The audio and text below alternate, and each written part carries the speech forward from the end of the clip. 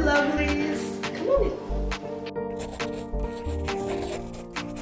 Hello, my lovelies. Today I'm going to be reading an open letter to multi-passionate people while you also watch me paint a flower field. A letter to multi-passionates. To be multi-passionate is to be a dreamer. It is both a blessing and a curse.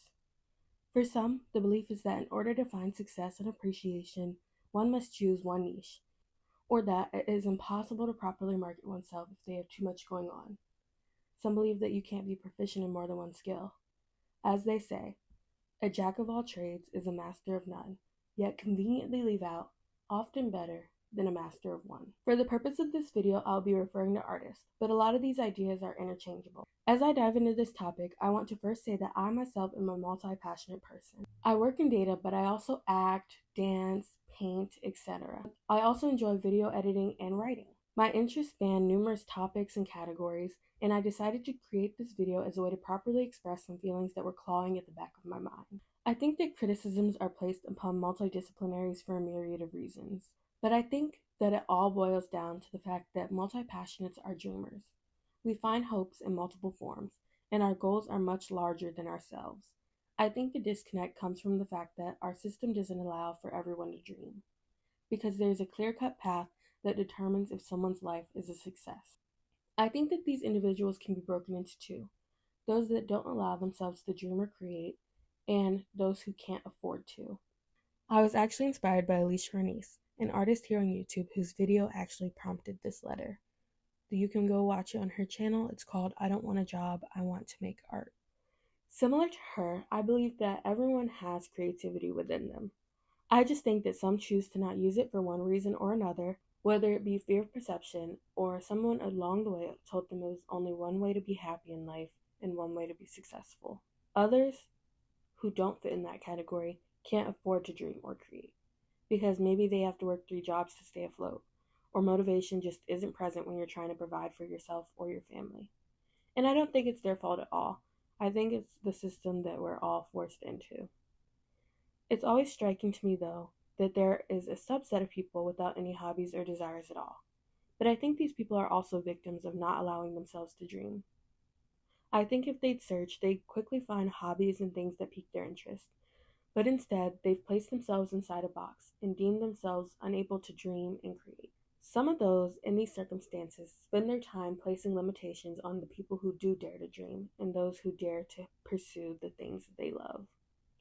I think it can be a mixture of jealousy or even hopelessness, that because they can't do it, they have to tear others down. I was in a meeting once where the icebreaker was, if money wasn't a factor, what would you do with your life? And it was honestly heartbreaking hearing how many people settled instead of following their creative passions. And again, nothing of their own fault, because pursuing something that's unstable and unpromised is definitely the hardest path, and not only that, it's definitely not always the wisest path. I just wish that people were allowed to dream and see their passions to fruition. I think our lack of dreaming is what's been hurting the world. There are so many people who have succumbed to what I call morbid realism. And it's okay to be realistic, but I think only thinking futures are valuable if a dollar sign is attached to them is where we go wrong.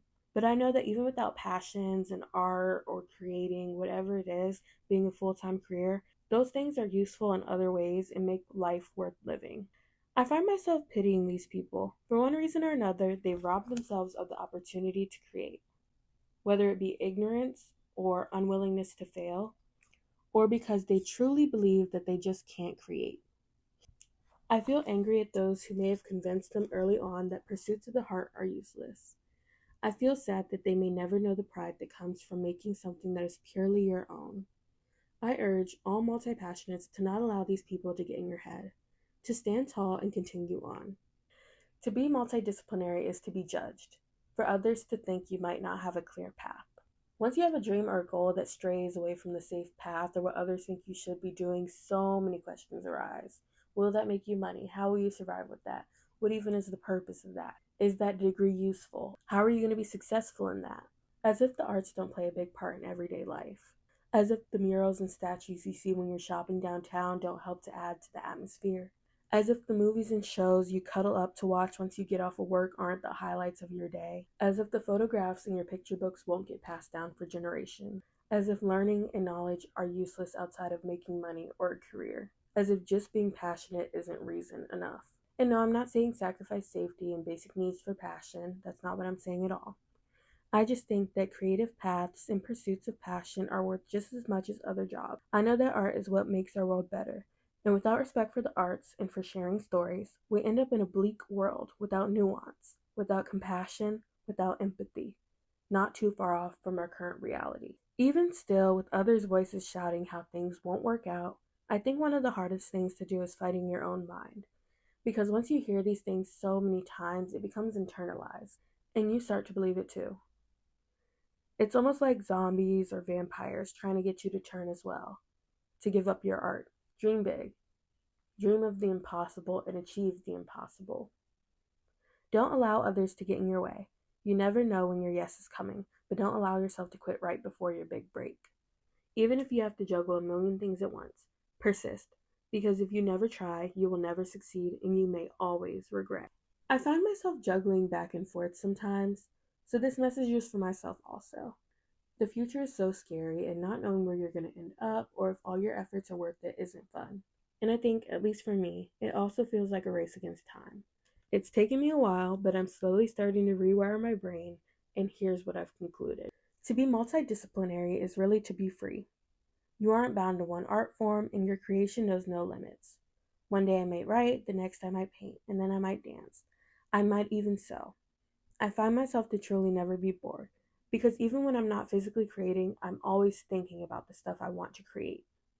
It's sort of like an obsession. Being multi-passionate is a way of life. I made this video for dreamers, for those who, if they don't pursue their dreams, feel like they are withering away, who feel like giving up on their dreams will actually kill them. Keep going and don't force yourselves into a box. Pursuing only one thing isn't bad at all, and pursuing more than one isn't bad either. Do not ever give up on your dreams, and remember to stay persistent. Ask yourself, if you were to not create whatever has taken over your imagination, or if you were to give up on your dream, is that truly a life you would like to live? Would you be able to die happily? Life is already fleeting, and time never stops. Even if you can't create full time, living your purpose, do as much as you can to live a happy, bright, and fulfilled life, because that is what truly makes you an artist, not selling $1,000,000 paintings, or being on the cover of magazines, or being famous. What makes an artist, and what makes a human, is the innate desire to create, that ability to pour one's essence and soul into something, and the ability to change the world.